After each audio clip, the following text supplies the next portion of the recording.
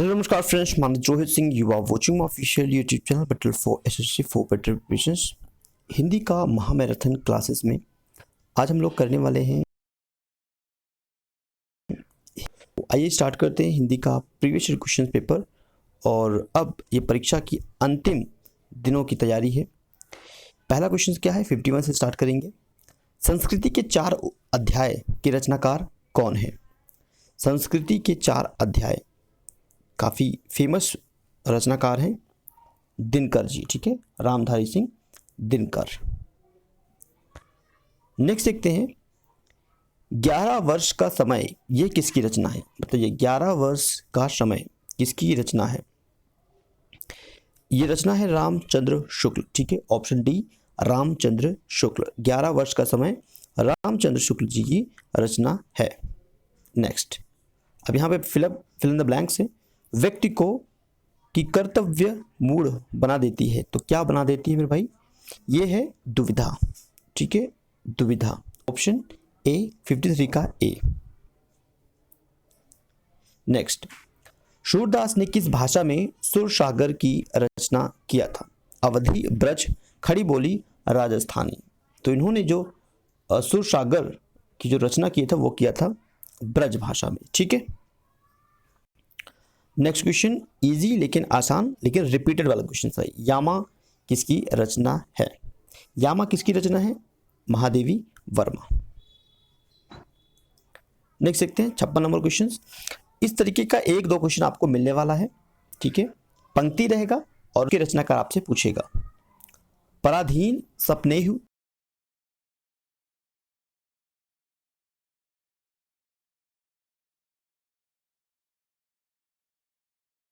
सुख नाही। कबीरदास हो गए, सूरदास जी हो गए, तुलसीदास जी हो गए, रैदास हो गए। ठीक है, इनका आपको मलिक मोहम्मद जायसी हो गए, इन लोगों के कुछ पंक्तियां आपको पता होनी चाहिए जो कि प्रीवियस ईयर रिपीट होता है, तो उनको तो आप बिल्कुल करके जाइए एग्जामिनेशन में। देख सकते हैं, अमृतलाल नागर को किस उपन्यास में गोस्वामी तुलसीदास की जीवनी को आधार बनाया गया है? 57 का राइट आंसर है मानस का हंस।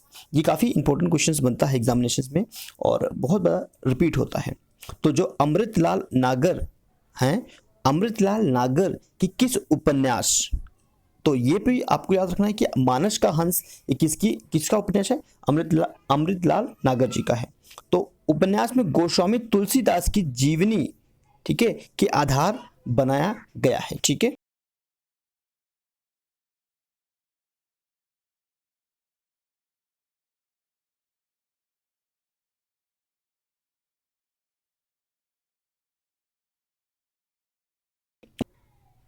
नेक्स्ट देखते हैं 58 मूर्धन्य व्यंजन। तो मूर्धन्य व्यंजन कौन से हैं? पा, या, श, ट। वर्णमाला को भी आप एक बार करके जाइएगा क्योंकि वर्णमाला एग्जामिनेशन में पूछा जाएगा। ये है टा। ठीक है, मूर्धन्य व्यंजन कौन से हैं? टा। 58 का डी ऑप्शन करेक्ट है। आइए नेक्स्ट देखते हैं, संख्या, संख्यावाचक विश्लेषण। विश्लेषण आपसे पूछेगा, उसमें पूछ रहा है कि संख्या, बताइए संख्यावाचक। अनेक, तीन, बहुत सारे, फीका। तो पढ़कर ही आपको एलिमिनेट कर पाएंगे कि संख्या मतलब काउंटिंग। ठीक है, 1 2 3, दैट्स वाई करेक्ट। अधिकरण, अधिकरण तो आपको कारक तैयार करके जाना है।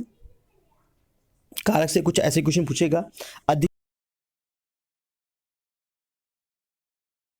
की पर, ठीक है, अधिकरण की विभक्ति क्या है? पर। नेक्स्ट देखते हैं 61।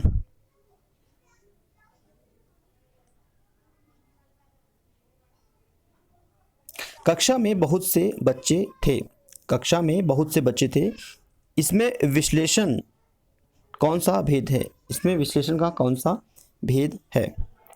तो भैया कक्षा में काउंटिंग नहीं है ना, बहुत सारे बच्चे हैं, तो वह अनिश्चित, अनिश्चित संख्यावाचक। ठीक है, नेक्स्ट, साधु का स्त्रीलिंग क्या बनेगा? साधु का स्त्रीलिंग क्या बनेगा? साधु, इसका स्त्रीलिंग बनेगा साध्वी। ठीक है, 62 नंबर ऑप्शन ए। कवि, कवि का स्त्रीलिंग क्या बनेगा? कावित्री। लेकिन दिक्कत यहाँ पे ये है कि कावित्री कैसे लिखते हैं, ये दरअसल आपको पता होना चाहिए, अदरवाइज यहाँ पे आप मिस्टेक कर जाएंगे। ठीक है, तो ऑप्शन सी देख रहे हैं कावित्री, कवि का शब्द का स्त्रीलिंग बनेगा कावित्री, और ये आपका इंपॉर्टेंट है। परिश्रमी शब्द में कौन सा विशेषण का बोध हो रहा है? परिश्रमी में कौन सा विशेषण का बोध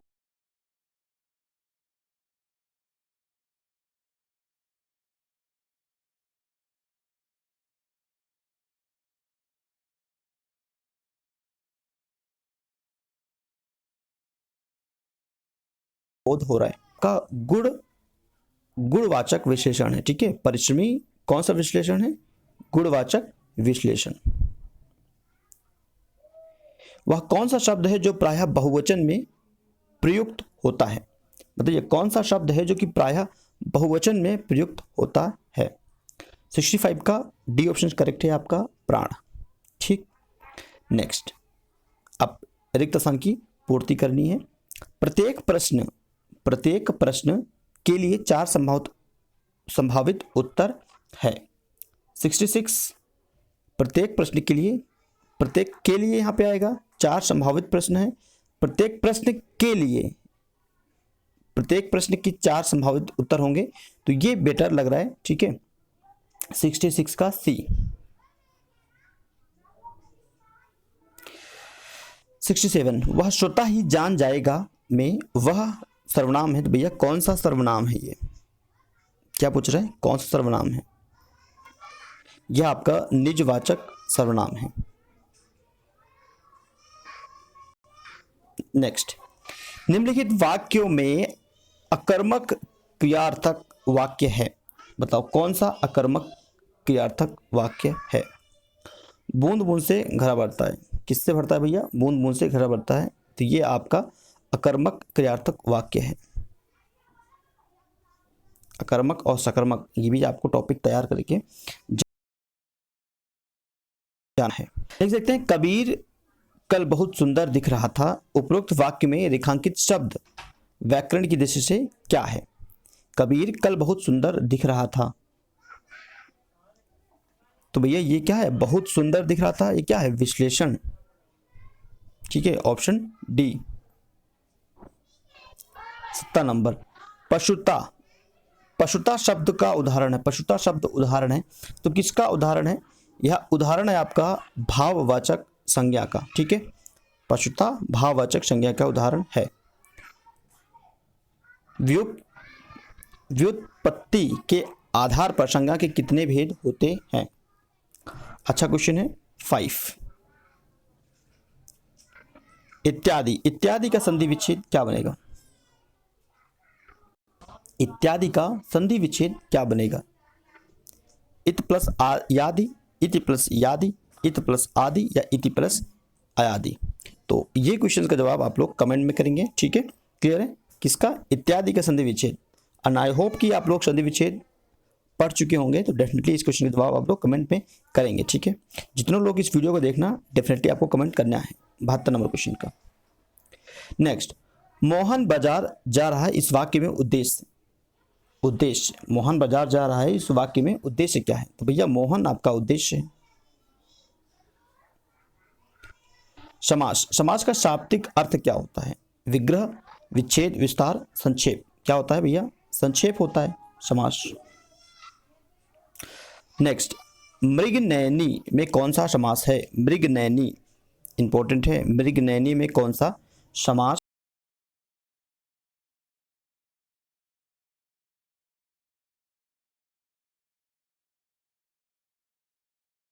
है?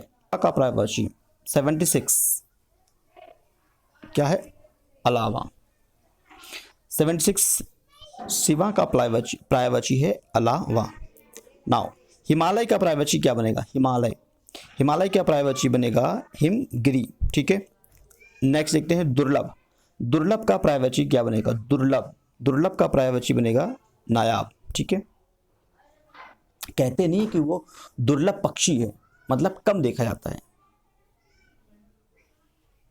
ठीक है, क्लियर है? नाउ नेक्स्ट देखते हैं, अब इसमें करेंगे विलोम। तो 3-4 क्वेश्चन वो पूछने वाला है एग्जामिनेशन में।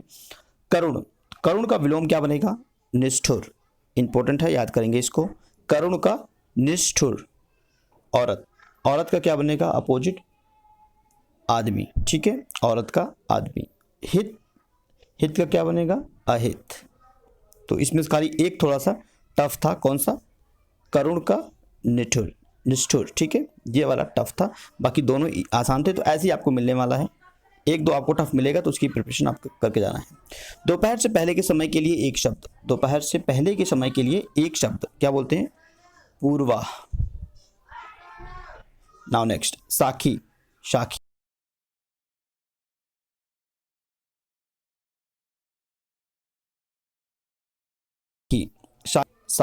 शाखी का तत्सम रूप बनेगा साक्षी, साक्षी। एक आपका प्रत्यय लगाकर जोड़कर बनाया गया शब्द, तो कौन सा शब्द बनेगा? अगर इक लगा दे तो ये बनेगा दैनिक। इक लगाना ना, दैनिक। देख सकते हैं, जिन शब्दों में एक से अधिक अर्थ होते हैं उनको क्या कहते हैं? उनको कहा जाता है अनेक अर्थी शब्द। जिन शब्दों से एक से अधिक अर्थ निकलते हैं उनको अनेकार्थी शब्द कहते हैं। अपना उल्लू सीधा करना, ये कहावत का क्या मतलब है? मुहावरा डेफिनेटली आपसे पूछने जाएगा। अपना उल्लू सीधा करना मतलब अपना स्वार्थ सिद्ध करना। नीचे दिए गए विकल्पों में शुद्ध वर्तनी आपको करेक्ट करना है। सो मुहूर्त, ओवरऑल आपसे पूछ रहा है कि मुहूर्त का भैया कैसे लिखा जाता है। तो माय डियर फ्रेंड्स, याद रखेंगे मुहूर्त आपका ऑप्शन बी है ना, बिल्कुल करेक्ट है, और इसी प्रकार से मुहूर्त लिखा जाता है, तो आपको गलती नहीं करना है।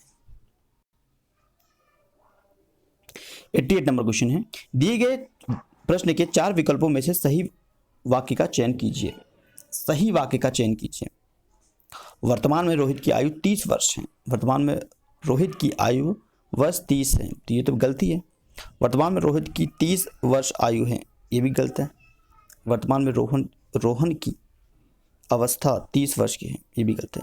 वर्तमान में रोहन की आयु 30 वर्ष है, ऑप्शन ए आपका करेक्ट है। क्लियर? तो ये इन सेंटेंसेस में कहीं ना कहीं आगे पीछे शब्दों को लिखा होता है और उस शब्द को आपको थोड़ा सा अरेंज करना होता है, ग्रामेटिकल। ठीक है, नेक्स्ट करते हैं, हाय रुक गया यही संसार, बना सिंदूर अनल अंगार। पद में रस बताइए।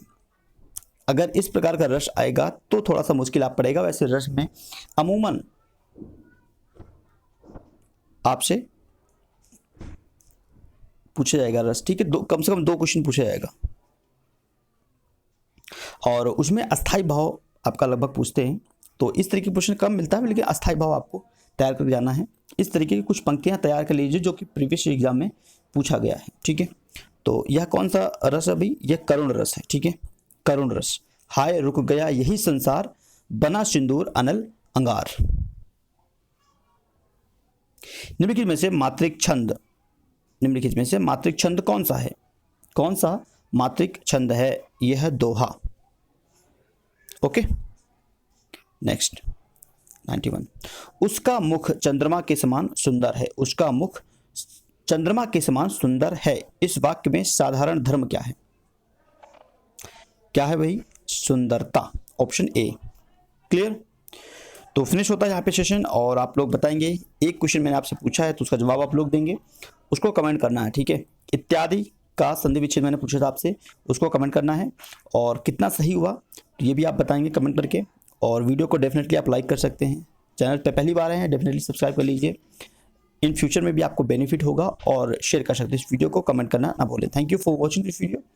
नेक्स्ट वीडियो फिर से मिलते हैं, तब तक के लिए धन्यवाद फ्रेंड्स।